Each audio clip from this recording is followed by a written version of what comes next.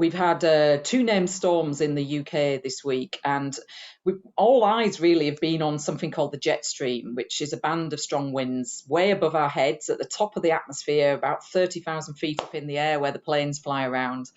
And it's very active at the moment. It drives a lot of our weather systems. So when anything gets caught up underneath that jet stream, it starts to develop rapidly into really deep low pressure systems, and it gets taken along a very strong wind across the Atlantic towards the northwest of Europe. And it's been active this week, and we've saw Storm Dudley a couple of days ago, and we're seeing Storm Eunice today.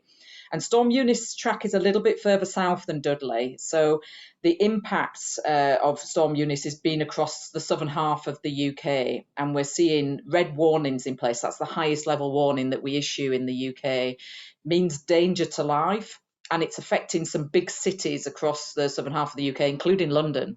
So millions of people affected by the extreme wind conditions that we've got, over the course of the next 12 hours or so.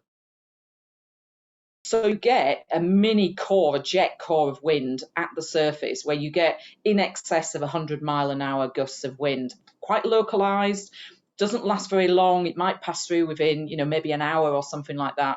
And it's on that back edge. So it's often referred to as a sting jet because one, it's like it's the sting in the tail as the storm moves through. And other people have almost depicted like a curling scorpion's tail, and the cloud having that kind of shape of a scorpion's tail with the sting on the end. And that's usually the bit where the strong winds are right on the tip of that curl of cloud.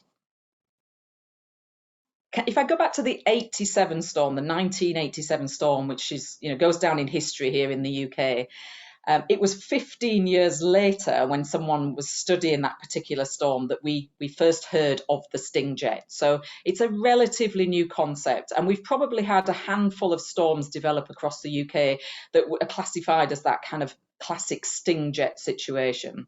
And we've got all the signals in place, all the ingredients are there for the possible sting jet today. And just looking at some of the recent wind speeds that I've seen, in the last hour or so, we've had 110-mile-an-hour gusts on the south coast of England. So it suggests to me that there's a sting jet in this storm. It has all the signals there, but only time will tell as we kind of look back on this storm in the next few days.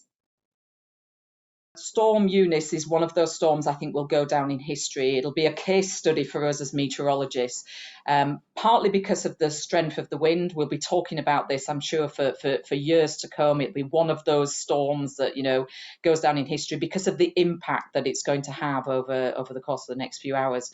But also because of that sting jet. It is very unusual for us to have a sting jet event happening, which leads to these really strong gusts of wind at the surface. And so again, from a meteorological perspective, I'm sure we'll be using this case study in a lot of our published papers and training courses when we train people to become forecasters.